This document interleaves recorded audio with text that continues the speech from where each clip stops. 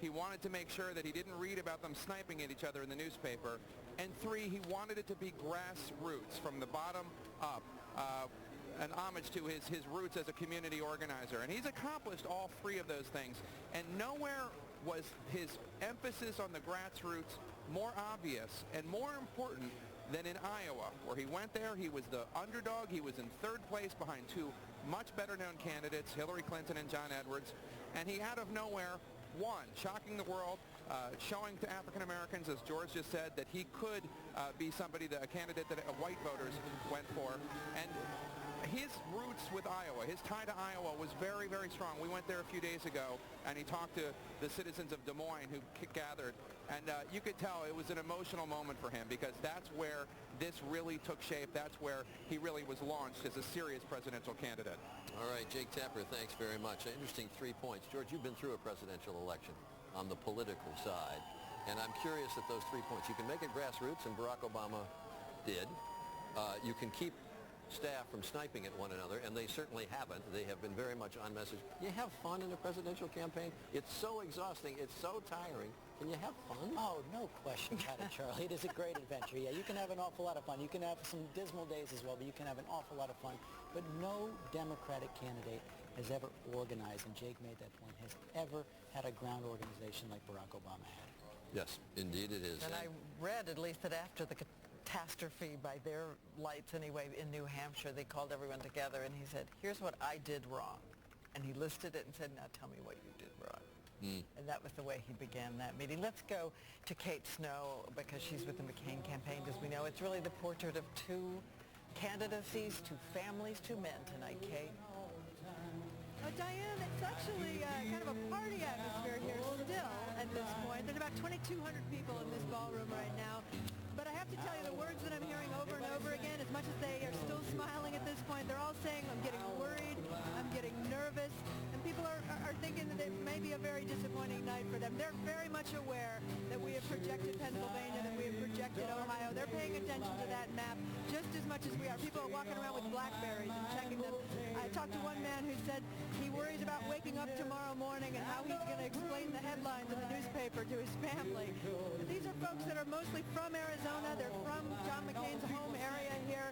They are loyal to the Republican Party, loyal to McCain, and they love Sarah Palin. They think she has a future in this party, and they're going to be very disappointed if the ticket loses tonight, and they're starting to see that that may be the way that this goes down.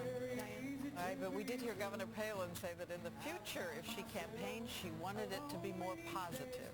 She didn't want to be the person on the attack. She has already staked that ground out. George, you mentioned Iowa and how black support shifted because of hope.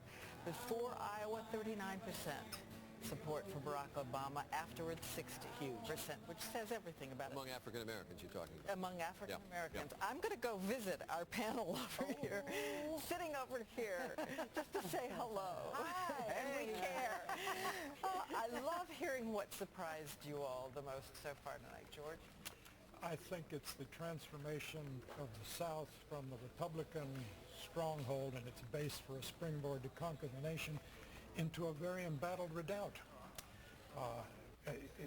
George W. Bush in 2000, when Florida tipped over into his column and made him president, became the first Republican ever to win the presidency while losing the rest of the country. Lost the electoral votes outside in the North. In 2004, Ohio tips over into his column and re-elects him. Ohio's the only large state outside the South that he carried. So today, I mean, the Republicans for a generation have benefited from 14 states, the 11 states of the old Confederacy, plus Oklahoma, Kentucky, and West Virginia. Those 14 states, 173 electoral votes. If you were swept there, as Gore was and Kerry was, shut out, that meant you had to get 75% of all the remaining electoral votes to win the presidency. If you're the Democratic nominee for president, you're not getting Idaho, Wyoming, Utah, Nebraska. Now you need 80%. And the Democrats were therefore down to a 19-state strategy for winning the White House, which was a recipe for being up late on election night staring at Ohio. And you've got Donna Brazile nodding here. Yeah, well, George is absolutely right. I can tell you the years I would argue with Democrats that we just gave them 29 states, and therefore our path to victory was always a narrow path. Tonight you're looking at John McCain with perhaps one of the most narrow path I've ever seen in my life. I don't know how he breaks out, but clearly there's always hope, and we'll see what happens. But what's happening tonight, Diane, across the country is more Americans identifying with Democrats. Someone's going to wake up tomorrow and say, honey, I shrunk the party, and try to figure out what has happened to the Republican Party. And Governor Pawlenty said it's a Dr. Phil moment. Maybe they need Oprah. The other interesting, maybe they do. The other interesting thing, I think, is that John McCain is performing at the numbers that George Bush got. What happened in this election in the states, what we know so far, is Barack Obama is so far exceeding what the previous Democrat John Kerry did that John McCain could get what George Bush got and then lose all of these key states along the way. He's put together a coalition to win these states of the fastest growing voter groups. Younger voters, Hispanic voters, African American voters, and that group put together, as if the map plays out, is a very big dominant force looking forward when you win the future growth groups in this country. He said he wanted transformational. You think he's...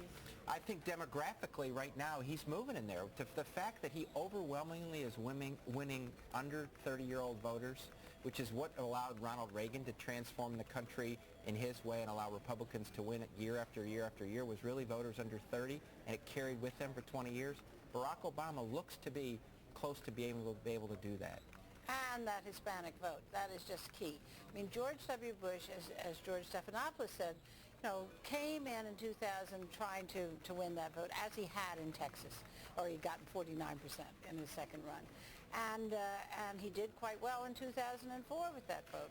But you look at it now, and in state after state that we have looked at, Obama is winning by 2 to 1 in most cases with the Hispanics, doing about 10 points higher than John Kerry. Now, what you're talking about there is the fastest growing group in the population. And, we saw this in California, where I did a piece in the 80s where Hispanics were coming out registering as Republicans for naturalization ceremonies. And then that anti-immigration measure was on the ballot. They switched. And the same thing has happened with the whole immigration debate in the Republican Party, making them feel unwelcome in this country. And we should point out this is the second election now, presidential election, in which Hispanics are a larger minority party than African Americans. Well, not as voters, 6% but of the they're population, getting there. Right. and against 12.1% of the population. Charlie? George? I want to go back, since I love numbers, George. I want to go back to the board over here, because there are some battleground states where the polls have been closed for a time that we have not yet been able to project. And I want to go, I want to go to the boards of those states and just see. Now, there overall, that is the national vote. But when you look at some of the states, the key battleground states, and actually, it's very close, actually. Obama with just a million-vote lead, with almost 50 or over 50 million votes now accounted. But Missouri is a battleground state. We have 21% of the vote in. John McCain, at the moment, carrying the state Always of Missouri. Going to be a very tough state for Barack Obama to win, for Democrats to win in a general election. Indiana is another battleground state that we have yet been able to project. We have 86% of the precincts reporting.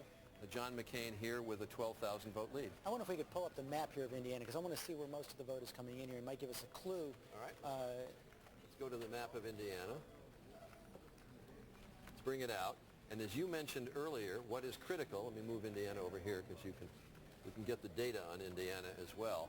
But the critical part is up here when you look at Lake County and up there where there's a heavy Obama vote. That's exactly right. That is Gary, Indiana, heavy African-American population. Of course, this whole part of Indiana gets the Chicago media market, so they know Barack Obama very well. They're very comfortable with him. Yes, let's take a look actually at Lake County and see. We've got 74%. That's Gary, Indiana. That's Gary, Indiana, and we've got 74% of the precincts in. Obama with a very big lead there in that area, but overall in the state of Indiana, it is so and very one other close. thing you also see here, if you can just pull it back one more time, sorry. Yeah, Indiana? Yeah, Indiana. Barack Obama in university towns, South Bend, Bloomington, West Lafayette. I mean, he's doing very, very well across the board, wherever there are high concentrations of young